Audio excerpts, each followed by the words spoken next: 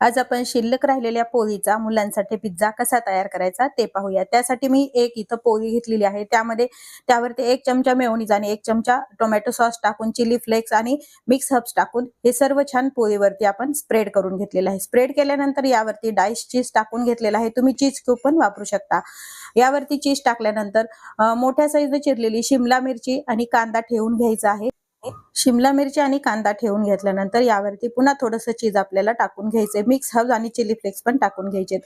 तवा गरम करायला ठेवायचा आहे। त्यावरती तयार केलेला पोळी पिझ्झा ठेवायचा आहे। झाकण ठेवायचंय आणि छान खरपूस होईपर्यंत आणि चीज मेल्ट होईपर्यंत आपल्याला भाजून घ्यायचं। आपलं पिझ्झा भाजून झालेला आहे। एका जाळीवरती काढून घ्यायचं। हे तुम्ही ओव्हन मध्ये पण करू शकता आणि हे पिझ्झा कटरनं याचे पीसेस आपल्याला करून घ्यायचे।